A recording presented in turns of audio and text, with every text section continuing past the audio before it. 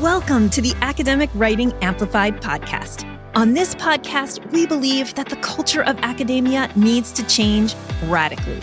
Women and non-binary people are revolutionizing academia within institutions that were not built for us. If you're ready to reject the culture of overwork, kick guilt and overwhelm to the curb, and amplify your voice to make a real impact on your field without breaking down or burning out, you're in the right place. With our team of experienced writing coaches as co-hosts, we'll share insights and talk to inspiring guests to bring you the practical strategies, systems, and mindset shifts you need to find time to write, publish work you love, and design your career on your terms. And it all starts with writing. Let's go. Hey, hi, it's Kathy Mazak here at Scholar's Voice, and I'm coming to you live today to talk about trusting that you can do differently. Okay, so what do I mean by that? Well, here's something that we find a lot of people who are interested in our programs have kind of like messages that they're telling themselves. So they're high achievers, they want to do really well, they feel like they could be writing and publishing to this kind of like other level. But they also feel like, I've read every book. I've read your book, right? I have a book called Making Time to Write. So I've read your book. I've listened to your podcast. I've watched your YouTube videos. Like I've quote unquote tried everything. And still I haven't been able to make that change that really takes my pipeline from kind of stalled out and clogged up to flowing so that I'm getting the numbers of publications out there that I want. But even more importantly, the number of publications that you're getting your voice heard, right? Out there in the world. So that can be like very, very frustrating because that like I've tried everything feeling is really, it's a difficult place to be. So I want to dig into that today. I want to give you a little coaching if you will let me on this video or if you're listening to the podcast. The thing about, I think, many people, and I want to help you become not one of these people, right? Okay. So the thing about many people is that they read a book, like they're like, I need to be more productive, right? So they get like the book Atomic Habits. That's like a really popular book. Or they get any kind of book that is out there about productivity, like even my book, right? They read it and then they're like, oh, it didn't work. And that's the problem, or that's like kind of the difference between a book, right? And like really taking action to change something. And there's like a key difference, right? There's like a key component that a lot of people are missing that I really want to emphasize today that's going to take you from, I'm frustrated, I've tried everything, to I'm really making change. The reason that it's hard to make that switch, right? To go from that place of a little bit, let's admit it, like a victim-y kind of place to the place of saying like, I'm ready to make change. The key component there is self-trust. It's being able to like believe that you can actually make change. So if you stick in that same kind of mindset where you're like, I've read this book and I tried it and it worked for a week and then it stopped working. If that has happened to you over and over again, like I'm really like just trying to be honest, it's probably you, not the method. It might be the method because I'm skeptical of some of these kind of like quote unquote productivity methods out there. But what can often happen is, right, that we read some advice or even like you listen to my podcast or some other academic podcast and you hear a strategy and you're like, oh yeah, like I'll do that. And you do it for a week and there's no kind of additional follow through, or you do it for a week and you don't immediately get the result that was promised or the result that you're looking for. And then you just go back to your old habits. The key thing there is believing that you can actually change your habits. So there's like a couple of levels to this belief that we need to like break down. First of all, if you go into learning a new habit or learning to try to change a behavior or learning a new strategy with the attitude like I've tried everything and nothing works for me, then you won't be able to make the change that you're looking to make. So as a very concrete example, right, when we're talking about writing and publishing in academia, there's like a lot of factors that prevent you from implementing the strategies that you read about. So, or that you hear about, like on my podcast, for example. There's the fact that I'm saying a lot of things that are counterintuitive, right? So one of the things I say a lot is that you actually have to put fewer things in your pipeline if you want to actually submit more publications. It's like super counterintuitive. It's like, why? What, Kathy? That doesn't make any sense. Like, I need to put everything I possibly can into my pipeline in order to get any publications out the other side. And that is not the strategy. That is not what we have found for our clients that works. And so that's counterintuitive. And it's also, so you have to kind of believe in the advice that the person's giving. And that belief also has to be accompanied by a belief in yourself, like a belief that you can actually change. Because it's really easy to sit, it's uncomfortable, but it's actually kind of the path of least resistance to sit in victimhood, right? To sit and be like, woe is me. I've tried everything and nothing works for me. It is a really big mindset shift and it takes some work, right? And in my opinion, it is more quickly accomplished with coaching, right? But it takes some work to go from there to a place where you're like, no, I trust myself enough to know that I'm smart, I'm capable, and I am ready to make a change in the way I operate so that I can have the career that I really want to have, or I can put my voice out in the world in the way that I really kind of know deep down inside that I'm capable of. But I'm so tired and I'm so frustrated that I'm just going to sit and stew, right, in this like victim-y place that says, I have tried everything. And so when we were enrolling our Navigate pilot, I got on the phone with a lot of you, actually. Like I had like 15-minute phone calls with a lot of people who were considering the program.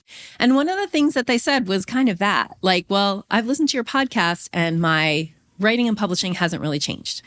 Or I read your book and I was really inspired, but my pipeline's still clogged up. So to me, what I want to say to all of those people and to you, if you've had this thought, is that the real problem is that you need to shift your ability to trust yourself and your ability to believe in the fact that you can change. When you do that, you are shifting out of victimhood and into self-trust. And that's where you need to be in order to make any book that you read, any program that you take, any podcast that you listen to make that effective and to really leverage that into change for yourself, you have to believe that you are capable of change. And in order to do that, you have to get out of this kind of victimhood, woe is me, I've tried everything spot. So let's talk about like, okay, great. I know I have to get out of there. How do I actually do it? Okay. So one of the things that we really work on in our programs is about trusting yourself and leaning into the way that you do things. Okay. So we're really like, we teach you strategies and everything, but they're based on what works for you. And again, some people are skeptical. They're like, yeah, but obviously I'm doing it wrong or obviously there's something wrong with me, right? That's the other piece of this, right? It's like, if you believe you've tried everything, so something's wrong with me, then the thing that's wrong with you is that you believe that, right? Is that you don't have the self-trust to say like, no, I can make a change. I can implement something and follow through. I can design my career the way I want it to be. I can design my writing. I can design my publishing. I have agency and control over that. And I can do it better and better because, I am smart and clever and I can learn things, right? So I just want to emphasize that this is totally a mindset shift, right? This is going from the mindset of I've tried everything.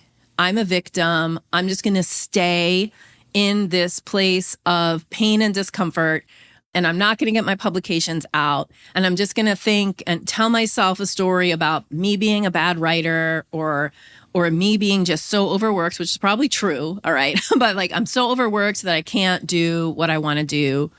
Woe is me. I'm the victim of the system. I mean, yeah. And I've watched over and over again people break through that, trust themselves, and do something different.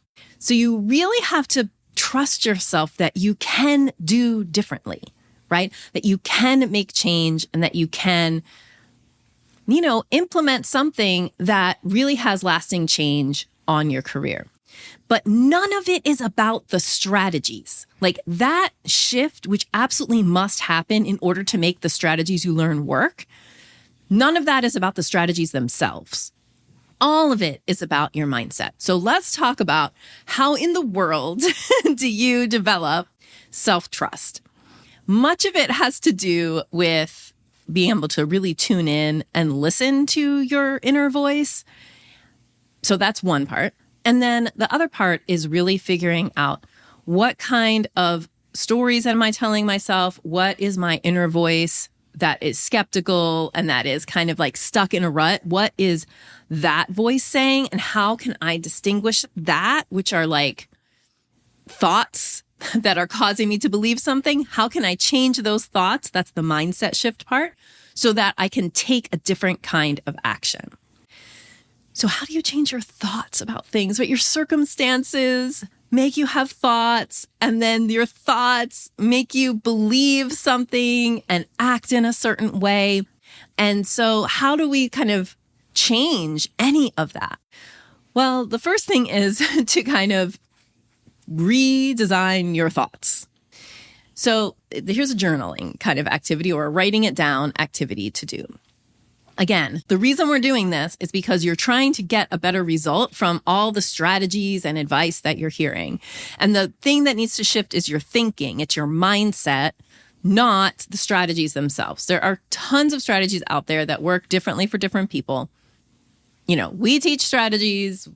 It doesn't matter what the strategy is, because if you don't have this mindset part right, the strategies aren't going to work anyway. So here's what you do. You start out with writing down, here's all of my thoughts about me as an academic writer and a publisher of my work. So you can just start making a great big list. Start with, I've tried everything and nothing works for me, right? Keep going, right? Like, what's your relationship with writing? I never have time to write because my day is too full of teaching activities, right? So for people who have heavy teaching loads, and they want to break through and do more with their research, but they feel really like overwhelmed by teaching. Maybe a thought you're having is, I'm overwhelmed by teaching. I just can't get ahead. And so I can't get to my writing. Same with admin. If you've taken on an admin position and your research has kind of, you've kind of put your research to the side, but you want to do it, right? Then maybe the thoughts you're having are, after I finish being the department chair, then I'll get to my writing and publishing. Maybe you have other kinds of thoughts about writing and publishing, like, I don't have enough to say, or I never can get past reviewer 2. So many things that are possible, all right? But what you need to do is take a little time and sit down and write all of those thoughts that you have on one side of a piece of paper. Now, you can do this on fold a piece of paper in half or draw a line down the middle. All of those negative thoughts that start with, I've tried everything and nothing works for me, we'll list them all down on one side. Then what you're going to do is you are going to flip the script, right? You're going to flip all of those thoughts around and you're going to write basically a replacement thought for each thing. This is a old cognitive psychology trick that I learned in psychology class, right? So, but it totally is like a new way of seeing things. And if you're going to shift your mindset, this is I don't know how else you are going to do it, especially by yourself, right? In coaching, in group coaching and one-on-one coaching can help you kind of work through those things in dialogue with other people. But if you're going to try to do it by yourself, this is a great place to start.